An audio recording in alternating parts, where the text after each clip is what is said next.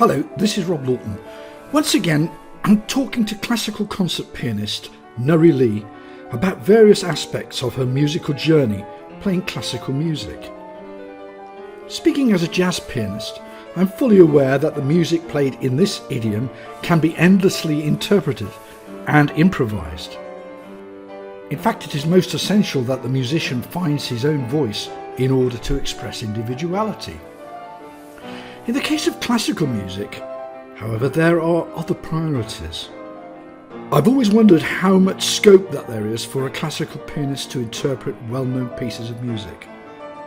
For this reason, I've asked Nurry to address this subject with me and to explore where she sees the boundaries of experimentation and improvisation in her classical world. So with classical music, there is scope for interpretation and artistic voice and personality in the music, but it's limited compared to, let's say, jazz or other types of music where you can change the notes and improvise on different notes and really change up the rhythm and be as abstract as you can. Whereas with classical music, it's all within, the details are much more subtle, the interpretation is much more finer, but it's all within a certain framework. Let's say you can't really change the notes, the timing is always subtle, because you have the score in front of you, and as classical musicians, we have to pay respect to the score. But as a classical pianist, you are not a robot. Therefore, yes, there has to be the scope for expression and adding colour and tone to your performance. Can you talk about this? So, when we're presented with a score, we just have notes on a page.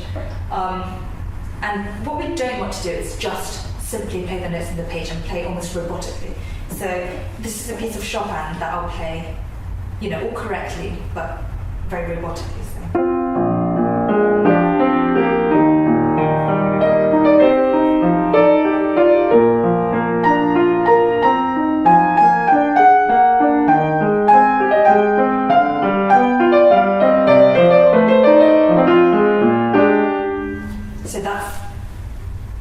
We've made no decision on it, it's just as it is.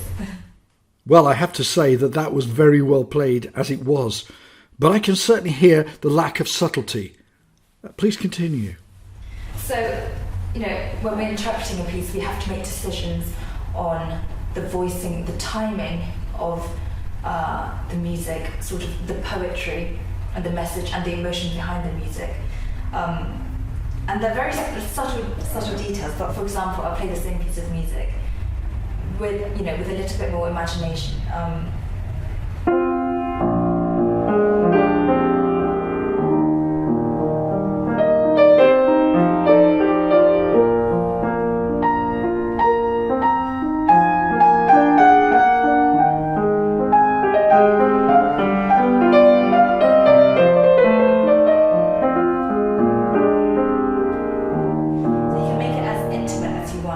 Or you can decide to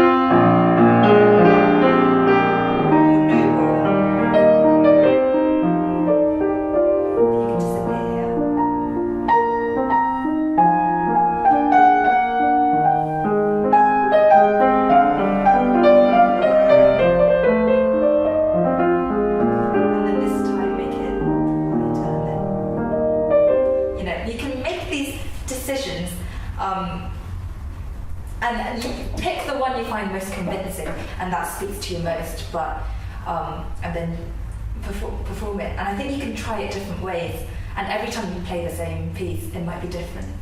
Thank you. Changing the subject slightly to the earlier days of the classical keyboard, J.S. Bach wrote the majority of his work in the 18th century on harpsichords without sustained pedals or touch sensitivity, and therefore there must be much scope for interpretation on a modern piano like the one you are sitting at. Now, Bach is an interesting composer because he's such a fundamental composer, but there's so many different, sort of arguments on how to play his music. When he wrote on his score, there's it wasn't as specific as contemporary composers nowadays, such as Bartok, where he'd write a metronome mark for each section of the piece, or certain articulation, like legato, join these notes, make these ones short. With Bach, he wrote notes on a page, and then he'd write, let's say, a dance or something at the beginning. And so, you question how much freedom you have for his music, because in his time as well, it was composed for harpsichord, so should we play in a much more restricted way that's similar to harpsichord, or should we consider, now that we have this whole grand piano in front of us, and really push the colours and the limitation, colours and sort of the sounds that we can produce from the piano nowadays to play Bach's music. Let's take an example. He wrote this saraband.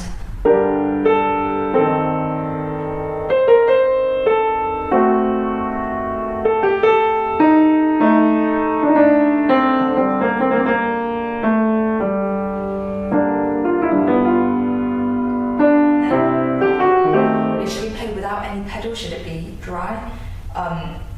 Like the harpsichord, or should we play with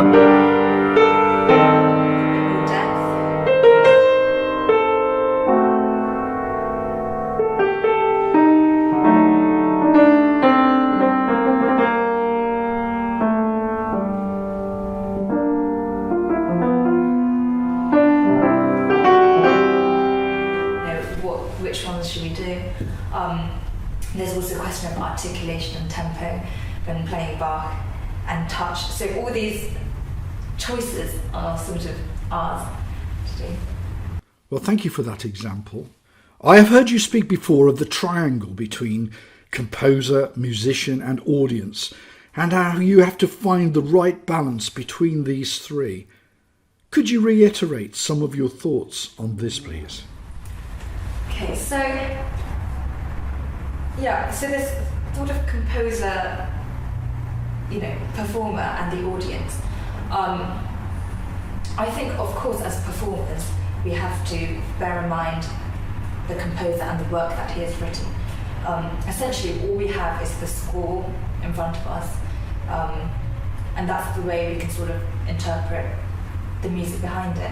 And I think as performers, we really need to sort of internalise the music and fully digest it, almost as if it's our own, to then give a convincing performance to the audience. We can't just play the notes and feel detached to the music, because unless we're 100% committed into the music and the emotions behind the music and the message we want to communicate, I think, as an audience, you can probably feel that. When performing as well, you have to think very much sort of in the spot. You have to channel fully into the music. You have to channel 100% of yourself. Whether it's you're focused onto the music, and you have to take it off the page and bring it to life. You talk about channeling your performance. I guess that it's like acting in a play where you can't deviate from the script, but your personality has to turn it into a performance. So when we're playing, we have to fully commit ourselves to a piece of music. So, and the emotion behind it. So if I'm performing on the day and I'm feeling great, I had a great day today, but at that moment I have to play a piece of, let's say, Bach.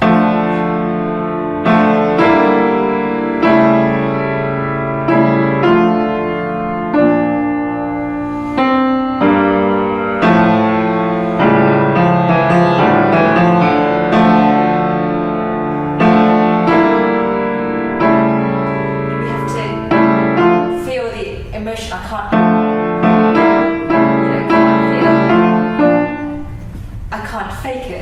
I have to switch in and tap into the type of emotion that the piece, that I feel with the piece, and instantly sort of tap into that and really let it take over.